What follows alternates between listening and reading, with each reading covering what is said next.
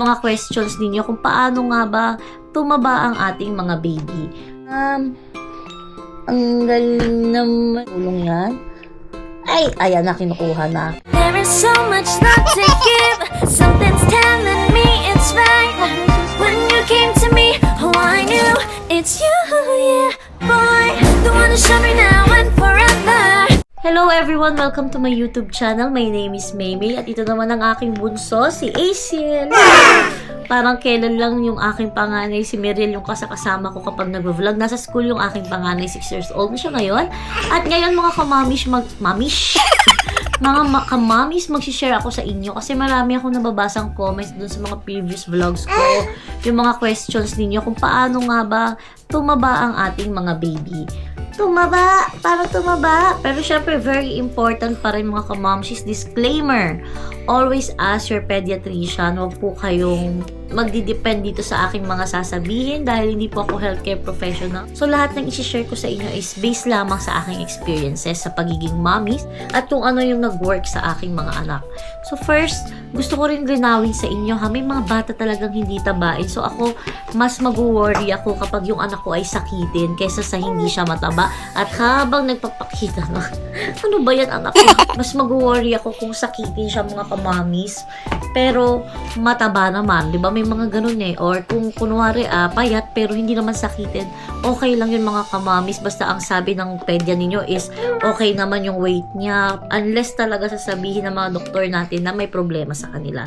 So, doon tayo mag-worry. So, ano nga ba yung mga pwede kong i-share sa inyong tips? Unang-una, syempre dapat kapag ka-baby, ang ating priority ay breast milk sila dapat talaga. Yun yung ibinibigay sa kanila. Syempre, yun pa rin yung perfect talaga para sa kanila. Yung ating mga breast milk. Pero kung katulad ko na mahina ang aking milk, hindi nga actually 100%, hindi talaga totally kasi hindi kaya ng aking breast milk. Mahina talaga mga kamoms yung aking breast milk talaga. So talaga kahit anong pump ang gawin ko, manual, electric, talagang kulang talaga mga kamamis. And malalaman naman natin yun kasi talaga magiging sobrang irritable yung mga anak natin lalo kung hindi sila nakaka-dede ng tama or kulang sa kanila. So again guys, it depends po sa sasabihin ng inyong mga doktor. Pero sa akin yun yung naging experience ko. So nagsabi ako sa pedya ko kung pwede mag-mix feed ako. Ngayon 8 months old na siya and yun talaga, wala talaga. Kuminto na rin yung aking milk dahil meron din akong tinitake na gamot. So okay lang na hindi na ako nagpa-breastfeed according sa doktor ko.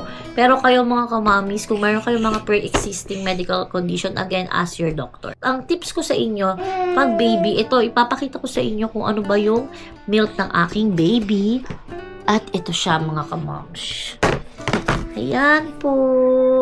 Enfamil. Ngayon, dahil 8 months old na siya, makikita ninyo, number 2 na siya. Sus, ayan na, makulit na. Kapag yung number 1 is 0 to 6 months, and then number 2 is, eto na, yung parang 6 months to 12 months old, and then the next one naman yung number 3 is 1 to 3 years old. I think yung Enfamil Complete kasi dito yan sa Spain, pero sa Pilipinas, I think Enfamil Neuropro. Pero teka, i-check ko ha kung ano sa Pilipinas. Personally, I love Enfamil. Sa panganay ko, Enfamil din yung pinatake ko sa kanya. Maganda siya especially for brain development and also sa eye development. Maganda rin to para sa mga merong weight na sa mga premature yung weight or mababa yung timbang. Nakakatulong din to. Pero again mga kamamis, kung ang inyong baby ay premature or kulang sa timbang, better talaga na mag-a-ask kayo sa doktor ninyo. But again, sa akin, effective to. Maganda yung Enfamil Complete, although hindi naman sila premature, normal weight naman sila, pero kasi bumabagsak yung timbang nila pag pinapanganak. And nung nag-start ako with this one, okay na, naging okay yung timbang nila. And ang gusto ko dito sa Enfamil Complete, maganda rin siya for immune system. May vitamin C, vitamin D, vitamin A, meron din siyang zinc. And also kasi itong Enfamil, according sa kanila, sa site nila, is pinattern nila sila sa breast milk. So yung mga vitamins na nakukuha ng mga babies natin sa breast milk, tinry talaga nilang i-pattern at meron silang mga clinical studies na magpapatunay doon. But again guys ha, hindi ko to sinasabi lang. Ito ay based sa kanilang based sa kanilang site kung saan ay sinasabi nila na clinically based talaga. And also dahil nga meron siyang mga vitamins na kailangan para sa brain development, especially yung DHA, yun talaga importante siya. And nakukuha lang yan through food or kung tulad sa mga baby sa breast milk. And ito nga sa formula, nakakatulong yun sa brain development ng mga bata. Especially nakalagay din sa kanilang site na kiniklaim nila na merong mataas na cognitive development yung baby na nagtitake ng Enfamil. So, yung cognitive, yun yung isa doon yung kung paano sila nakakaintindi, kung paano nila nalulearn, and kung paano nila naiintindihan yung mga bagay-bagay nga. So, yun yung talagang importante, diba? Especially sa mga babies. So, yun talaga, yung brain development nila is nagiging mas okay daw kapag nagtitake sila ng Enfamil. Pero, syempre, iba-iba yan na. Every formula naman, I think, merong mga studies na ginagawa dyan kasi bago i-approve yan ng FDA. Pero, personally nga, yun nga yung nagustuhan ko dito sa Enfamil dahil doon sa mga kiniklaim nilang ganon. And, sa experience ko sa aking anak, malakas talaga yung baby ko ha, yung panganay ko. Kasi siya talaga yung 3 years siyang naka-Enfamil. Hanggang 3 years old, at hindi ko siya pinag-stop na mag-Enfamil. And talagang hindi siya sakitin ng mga time na yun. Kasi nung nag-aaral na, normally talaga pag nag-start na mag-aaral, dito sa Spain, 3 years old, nag-aaral na sila. And doon siya nag-start na maging sakitin. And again guys, pala hindi to sponsored ha. So ay based kung ano lang yung naging experience ko sa mga anak ko. And katulad sa kanya kay Asiel, sobrang effective siya. And hello, oh look how cutie. And hindi rin siya sakitin kahit na nagkakasakit kami. Ilang beses na kami nagkaroon ng mga viral diseases at nakahawaan kami ng aking anak, lalo na dito sa Spain kasi may mga winter flu talaga na matitindi. Pero siya, isang beses pa lang siya nakahawaan and okay pa rin siya, saglit lang din and gumaling din agad siya. At ano pa ba yung pwede kong i-share sa inyo? Of course, sa pagkain, dapat talaga mapili tayo sa pagkain, yung mga healthy yung kinakain nila, 'di ba? Very important. Sa akin, very important yun ha. Mas prefer ko na niluluto ko na lang yung mga kinakain niya kasi mas sigurado ako kung ano yung kinakain niya kapag gano'n. Hindi katulad kapag yung mga binibili na ready-made. Of course, okay lang yun. Kung siguro minsan lumalabas kami, yun, pinapakain ko rin siya yung binibili-bili na lang. Pero kapag ganito na hindi naman, nasa bahay lang naman kami, gumagawa na lang ako, nagluluto ako. Parang mas sigurado, no? Ay, nako. Ayan na, ito yung pagkain niya ngayon. Tignan niyo. Ito ay squash or kalabasa na may halong carrots. And so, pinaghalo ko siya. And yun pala, kung 6 months old yung baby nyo, ako, isasuggest ko sa inyo is, ang ipapakain nyo muna ay, isa-isa muna. Kunyari, apple lang, or banana lang, or kalabasa lang, or squash, or carrots lang, para makita ninyo kung ano yung magiging effect, no? And again pala guys, nakalimutan ko banggitin, syempre iba-iba yung mga bata at pwede magkaroon ng side effects sa mga formula na tinitake nila. Kunyari, hindi siya young or may cow allergy siya, kailangan talaga obserbahan ninyo. At kapag gano'n, ay magdidepende talaga tayo sa sasabihin ng ating mga pediatrician. And ayan, okay siya kumain, magana siya. Hindi po siya nagva-vitamins mga kamamis. Katulad ng nabanggit ko kapag winter, nung isang beses na nagkasakit siya yon, pinagsilin ko siya. Kasi ilang buwan siya noon, 7 months old. Actually, last month lang pala yon. And pinag-take ko siya ng silin. Pero dahil magana naman siya kumain, wala namang problema. So, sabi ng pedia ko is hindi naman niya kailangan mag-vitamin C since meron naman na rin yung formula niya ng vitamin C. And okay naman siya kumain. Kumakain naman siya ng mga prutas. So, ayan. Napakain ko siya nito.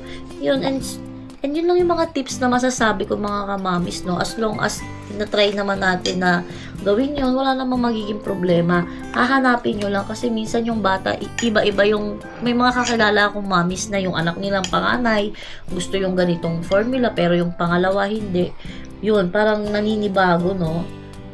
Saka iba-iba talaga yung sikmura natin ng mga babies natin. Ang ating lamang, kailangan lang talaga sigurado ka doon sa kung hiyang siya o hindi. Especially kung laging kinakabag. Minsan gano'n eh. Meron akong na-try na isa pa, yung Almiron. Aptamil yata siya sa Pilipinas. Very good din siya. Kaya lang may amoy. Yung mga burp niya, sobrang okay. Lagi siya naglulungan.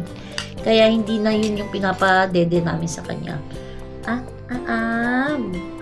Galing talaga.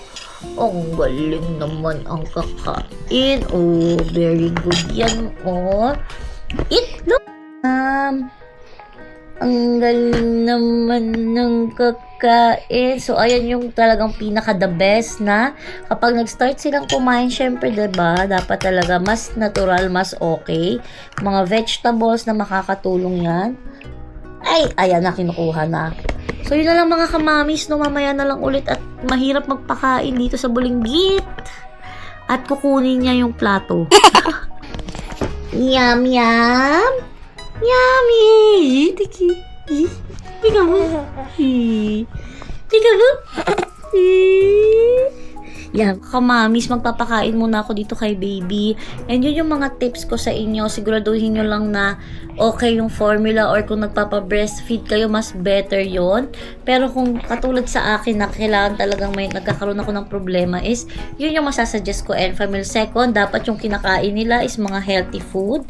Hindi iwasan natin na yung mga food na may mga processed sugars. Kasi pinaka the best na sugar na lang is syempre, di ba, yung mga prutas, yan, may natural sugar siya. So, ganitong edad talaga, iwas muna tayo na pakainin sila ng mga sweets kasi hindi naman yun healthy sa kanila. And then, ano pa ba ang maibibigay kong tips? Again, yung mga hygiene nga, talagang kailangan. Pag lumalabas kami, nililiguan ko talaga siya, hindi pwedeng hindi. Kasi, good yun, no? Kasi para yung mga, alam nyo na, mga viruses or mga germs, bacteria, lalo kung baby pa, no? Maiwasan din yung mga pagkakasakit. Kasi syempre kapag sakitin yung baby is mas payat talaga sila. But again, guys, iba-iba po ang mga baby. May mga babies talaga na tabain, may mga babies na hindi. And okay lang yun, di ba? Again, unless sakitin yung anak ninyo, doon ako mas mag-worry. Pero kapag payat lang, pero hindi naman sakitin, okay naman, healthy naman, wag po tayo mag-worry mga kamamis kasi minsan nga iba-iba ang katawan ng mga bata at minsan pwedeng genes, hereditary din, and ano pa ba, kaya pagka ganun minsan kasi yung guilt nating mga kamamis, opo, alam ko, naiintindihan ko yun ang hirap nun kaya wag natin sisisihin yung mga sarili natin, basta healthy si baby, perfect na yun mga kamamis. Huwag na makikinig sa mga sinasabi ng iba dahil mas alam natin kung healthy o hindi ang ating babies. Pero kapag kayo ay nag-worry, huwag kayong matatakot na magtanong sa pedya. Lalo na kung hindi nagigain yung baby ninyo kahit okay naman siya kumain, kung wala siyang gana. Marami na mga health na pwedeng maisuggest yung ating mga babies. Ay, ang ating mga babies tuloy. Ay, ang ingay! Ang ating mga doktor. Bye-bye na po. Goodbye. See you sa mga susunod ko pa pong vlogs. Kung may questions kayo, please don't hesitate to comment down below. Bye-bye! Have a nice day, everyone! Subscribe! Ay, kiss, mama! Kiss! High five! High five! High five! High five! High five! Yay! Good job! Kiss, mama. Good job! Bye, guys! Bye!